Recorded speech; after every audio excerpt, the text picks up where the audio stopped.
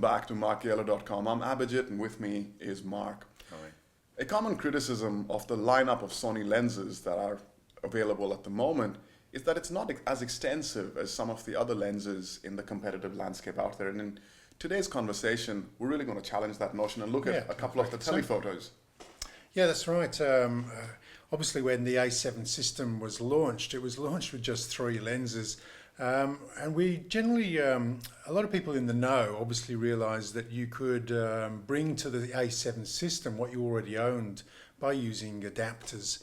And in the early days for the Sony users, if you already were coming from an A-mount Sony system, we had the LA-EA4 adapter.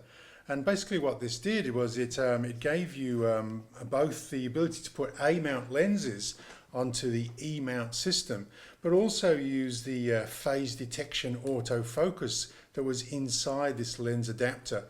Effectively, it was adding a mirror to a mirrorless system, wasn't it? Yes, a little bit strange that we're being attracted to mirrorless cameras and then we're putting the mirror back in. But then Sony were never replicating what Canon and Nikon were doing with their mirrors with a camera such as the A99 anyway. The mirror is a fixed mirror, and often they refer to this as a DSLT for translucent rather than DSLR. And but what this did, it did effectively give you a lot of the A-mount lenses onto your A7 bodies. One of the criticisms, as you said, of the A7 lens lineup was the fact that our telephotos would stop at 200 millimeters. One of my favourite lenses for the camera, such as the A99, is this big boy here. It's the 70-400. Now this is a fabulous lens on the A99. We didn't need image stabilization in this lens because the A99 has sensor stabilization in body, steady shot in there. And it's a very sharp lens, wide open. But if you're mounting this on a camera such as the A7R, the lack of that image stabilization, or the original A7 cameras, it was a little bit of a problem because we really wanted that ability to steady any camera shake in our hands. And with the lens that size, you definitely need that That's capability. right. Yeah, it's a great lens. It's got a silent focusing motor. It's got limiting capability, so we don't hunt all the way through to the foreground. It focuses at an exceptionally close range for such a big lens. So it has some distinct advantages. It's really just that lack of image stabilization. And going through an adapter such as the LA-EA4, the focusing performance was okay. It was acceptable, but it wasn't probably in the sports category where you'd be focusing on moving vehicles or fast moving wildlife. But again, all of that has changed now. What we're looking at with this 70-400, and you can see the native FE 70-200 by the side there. So it is a little bit bigger. This weighs in at about 1.5 kilos. Okay, and if I just put that into position now, we've got the LA-EA3 adapter. Now, not a lot of people were buying these adapters for the original A7 cameras because there was no AF capability in this adapter. Sure. Okay, so you'd definitely be just using manual focus on your full frame A-mount lenses going on to the original A7 bodies.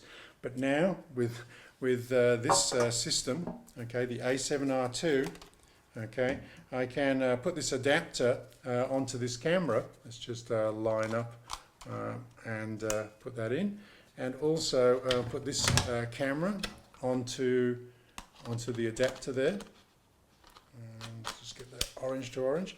And now what we have is a very impressive lens on an A7R2 that is stabilized and will also focus exceptionally quickly. Wow. By the A7R2. Let's just pull off that lens hood off this camera so you can see. You can see some of the points that we have here. We have focus hold buttons, so if you are locking onto your focus and you want to hold that focus, you can do that on the lens itself. And you've also got that focus limiter on the side there. So What does the focus limiter do? just make sure that you're not pulling all of the way to the foreground. If you just come off your subject and the lens is trying to lock back onto the subject, sometimes a problem with these very long zooms is that they'll track a very long way from the subject trying to find that focus point again. We actually have AF. We can choose whether we go from the full range of AF or from infinity to just 3 meters. Obviously there's a lot of tracking 3 meters and to very close range, because as I said, this lens does focus at very close range. We can see some examples where I've photographed very small lizards at close range with this lens. And then obviously manual focus if you need that actually on the lens. You can see with these very large lenses, the tripod mount point, the collar is situated here rather than trying to lock on either the adapter or the camera itself. We're basically moving around the Center of gravity. Yeah, so when you're working with a lens such as this big, you're basically going to be supported here. The other advantage here is the actual the focus ring is very close to the center of gravity for this system, so I can be manually focusing there without having to pull my hand away from that center of gravity. What were your high-level takeaways using the lens? Or that combination? Yeah, it's great. Look, there when I moved to the A7 systems, this sat in the cupboard most of the time, but would come out for using with this lens.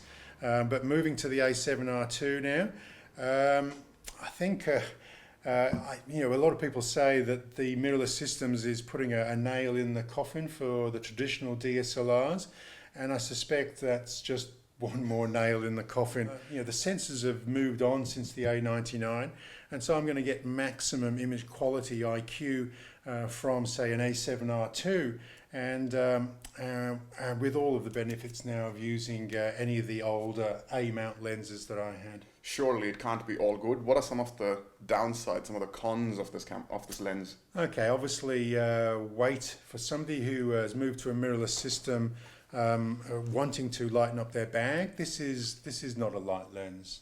At 1.5 kilos, it's coming in quite heavy. Some people have said, but it's only 5.6 to at the maximum 400 mil. It's f4 at the 70, but we drop down to 5.6, and some people are saying, well, that's not really that bright. But we're not talking about a 70 to 200 here. This is a 400 mil, so it's got that reach. And if you're wanting a 2.8 or 4 lens, you would have to add another kilo to that package. And we've obviously seen those lenses. So the form factor for a lens of this reach is not that bad. Typically you'd expect that in a Canon and Nikon lens. So I prefer not to go any heavier than this when I'm out and about, especially not with a mirrorless camera on the back end. Sure.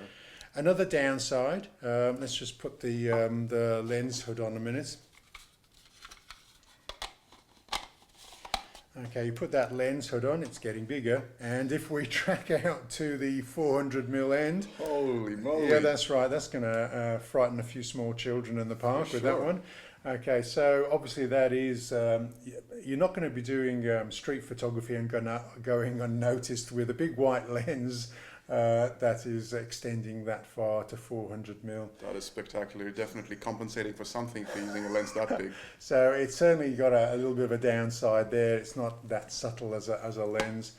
One of the upsides of using a HUD, this particular HUD, is it's got a little trap door in the back, and that's giving you access to your polarizing filter, perhaps. Polarizing filter, yeah, without having to remove the lens hood. So that's quite nice there. Handy enough. Yeah.